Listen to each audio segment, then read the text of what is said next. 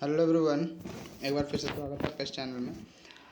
और जिसका लंबे समय से इंतज़ार था वो इंतज़ार की घड़ी ख़त्म हुई और झारखंड सीजीएल, जिसे जेएसएससी सीजीएल बोला जाता है, उसका वैकेंसी नोटिफिकेशन रिलीज कर दिया गया है। ठीक है, नोटिफिकेशन रिलीज कर दिया गया है।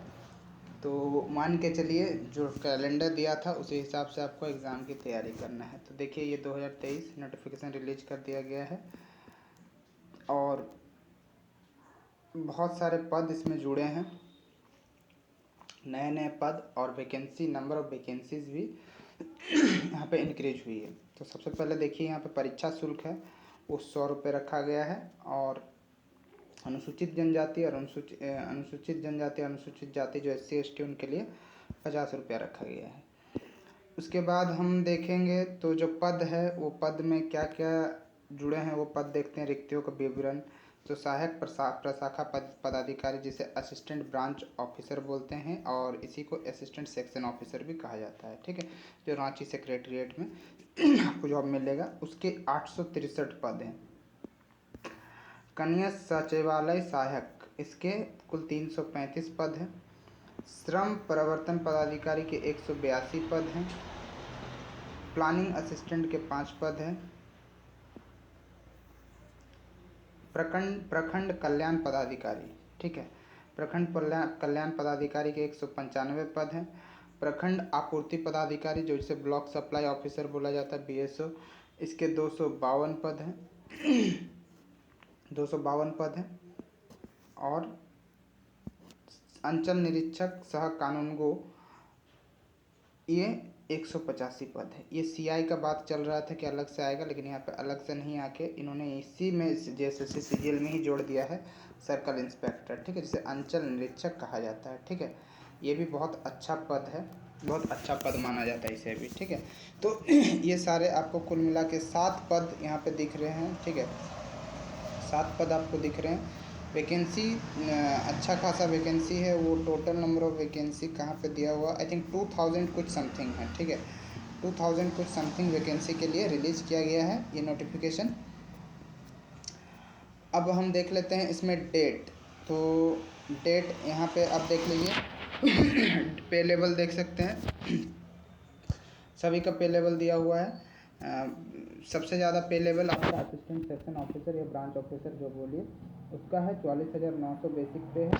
बाकी उन कनीय सचिवालय सहायक के 19,900 बेसिक पे है, और श्रम प्रवर्तन पदाधिकारी 35,400, ये BSO का 35,400, CI का 35,400, प्रखंड कल्याण पदाधिकारी का 35,400, और प्लानिंग असिस्टेंट का आपका 29,200 है। ठीक है, इसके लिए आपको क्वालिफिकेशन चाहिए क्या, तो क्वालिफिकेशन चाहिए आपको किसी भी मान्यता प्राप्त विश्वविद्यालय से स्नातक या उसके समकक्ष कोई भी डिग्री। दैट मीन्स आप कोई भी यूनिवर्सिटी से ग्रेजुएट हैं तो you can fill this form. ठीक है, अब आते हैं हम ऑनलाइन आवेदन के डेट देख लेते हैं। ये सब पढ़ लीजिएगा आप। ठीक है, आयु सीमा आप देख सकते हैं, जो न्यूनतम आयु सीमा किस तरह से कैलकुलेट होगा, अधिकतम और न्यूनतम यहाँ पे दिया हुआ है।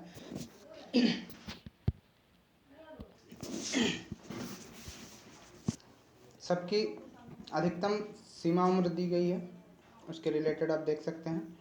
और न्यूनतम सीमा आपके 21 वर्ष, और अधिकतम जो अनरिजर्व कैटेगरी की 35, बाकी सभी को अपने अपने कैटेगरी में छूट मिला हुआ है। इसके बाद हम आते हैं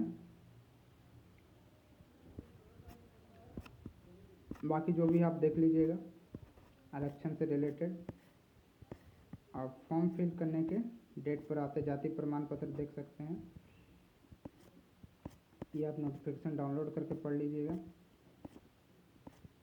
अब आते हैं ऑनलाइन आवेदन भरने के कुछ ये। तो देखिए, यहाँ पे एक चीज़ लिख दिया है, इस पर गलती नहीं कीजिएगा। आवेदक अपना नाम, बर्तनी, स्पेलिंग वही लिखेंगे जो 10वीं के मैट्रिक सर्टिफिकेट में अंक पत्र में अंकित हो। मैट्रिक 10वीं सर्टिफिकेट अंक पत्र के अंकित नाम आवेदन पत्र भरे गए नाम में बर्तनी मतलब स्पेलिंग में अंतर नहीं होना चाहिए। आवेदन के नाम से संबंधित सूचना के नाम के आगे मिस्टर, श्रीमान अथवा किसी इस चीज़ का व्यवहार नहीं करेंगे। ठीक है, इस चीज़ को थोड़ा सा ध्यान रखना, भरते समय हड़बड़ा के नहीं भरना है। इसके बाद अपन देखते हैं इसका डेट। तो रजिस्ट्रेशन डेट 20/6 से स्टार्ट होगा, ठीक है, 20 तारीख से स्टार्ट होगा 19/7 तक, ठीक है, 19/7 तक आपका रजिस्ट्रेशन करने का। परीक्षा शुल्क आप 21/7 तक भर सकते हैं, परीक्षा शुल्क आप 21/7 तक भर सकते हैं, परीक्षा शुल्क 21/7 तक भर सकते हैं, और प्रिंट आउट वगैरह 23 तारीख तक ले सकते हैं, ठीक है। ये सारा चीज़ दिया हुआ परीक्षा शुल्क भर ये करने। पद के विकल्प आप उनके जो प्रेफरेंस है, पोस्ट प्रेफरेंस, वो दे सकते हैं अपने हिसाब से। परीक्षा का स्वरूप तो याद रखिए, आयोग द्वारा OMR आधारित परीक्षा ली जाएगी, मतलब ऑफलाइन एग्जाम होगा आपका। परीक्षा यदि विभिन्न समूह में लिया जाता है तो नॉर्मलाइजेशन किया जाएगा। इस पर आप फिर बार बार क्वेश्चन नहीं कीजिएगा नॉर्मलाइजेशन होगा नहीं होगा। अगर मल्टीपल शिफ्ट पे एग्जाम होता है, आई थिंक मल्टीपल शिफ्ट पे एग्जाम होगा। क्यों होगा मल्टीपल शिफ्ट पे exam? Because of number of candidates में बहुत ज़्यादा होंगे, ठीक है। पिछले बार से आपको मान के चलिए दुगुना नहीं, मतलब कुछ ज़्यादा देखने मिलेंगे, ठीक है, कुछ ज़्यादा देखने मिलेंगे। उसके बाद हम देख लेते हैं परीक्षा का स्वरूप जो है वो उसी तरह का है, बस सिलेबस जो है आई थिंक इसका बदला गया है, जो लैंग्वेज पेपर का है। परीक्षा एक चरण में ली जाएगी। परीक्षा एक चरण में मतलब सिंगल एग्जाम है, एक ही चरण का। परीक्षा में सभी प्रश्न वस्तुनिष्ठ एवं बहुविकल्पीय उत्तर युक्त होंगे। एक प्रश्न के पूर्ण 3 अंक होंगे, मतलब एक क्वेश्चन का आपको 3 मार्क्स मिलेगा, ठीक है। प्रत्येक सही के लिए 3 दिए जाएंगे और प्रत्येक गलत के लिए प्रत्येक सही उत्तर के लिए 3 अंक दिए जाएंगे, तथा प्रत्येक उत्तर के लिए 1 अंक क्या हो जाएगा, कटौती होगा। इसका मतलब 1 अंक कटौती नहीं होगा, आपका टोटल 4 अंक कटौती होगा, क्योंकि एक क्वेश्चन भी तो आपने गलती किया।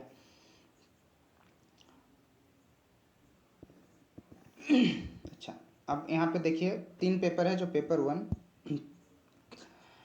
1 ये क्वालिफाइंग है, ठीक है। 23% आपको लाने हैं।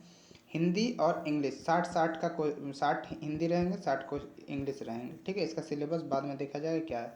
सामान्य जो पेपर 2 रहेगा वो आपका लैंग्वेज पेपर होगा, ठीक है। 100 बहुविकल्प क्वेश्चन पूछे जाएंगे, 100 × 3 मतलब 300 नंबर आपके, 300 नंबर का एक लैंग्वेज पेपर होगा। और आपका पेपर 3 क्या है?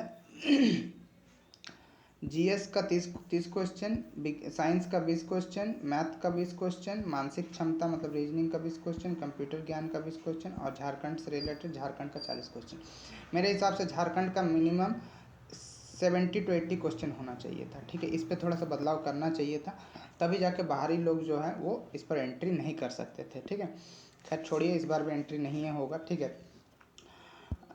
सभी झारखंड वासियों आप जी तोड़ तैयारी कीजिए, और सभी आप अपना नौकरी ले लीजिए, ठीक है। कंपटीशन थोड़ा सा फेस कीजिए, जो हो रहा है उसे होने दीजिए। अभी सिर्फ पढ़ाई पे फोकस कीजिए। और 30 अब याद रहे कि पेपर 1 क्या है, क्वालिफाइंग है। पेपर 2 और पेपर 3 से आपका क्या बनेगा, मेरिट बनेगा, ठीक है। पेपर 2 और पेपर 3 से आपका मेरिट बनेगा और आपको जॉब दी जाएगी। तो एग्ज़ाम जो है उसका बाद में हम सिलेबस देखेंगे, एक और वीडियो लाएंगे, स्ट्रेटजी वीडियो वगैरह सब लाया जाएगा, और झारखंड जीके का क्लास भी होगा। अब रहा बात कि आपका एग्ज़ाम मान के चलिए नवंबर में बोला, सितंबर में बोला गया तो सितंबर में होगा, और उन्होंने कहा है कि नवंबर में हम रिजल्ट दे देंगे, ठीक है। नवंबर में हम रिजल्ट दे देंगे, लेकिन मेरा नहीं मानना है सितंबर में एग्ज़ाम होगा। मान के चलिए एग्ज़ाम अक्टूबर में होगा और दिसंबर तक रिजल्ट आ जाएगा, और ज्वाइनिंग अगले साल तक आपकी हो जाएगी, ठीक है। तो thank you for watching this video कैसा लगा ज़रूर बताएंगे, ठीक है। वीडियो कैसा लगा आप ज़रूर बताएंगे।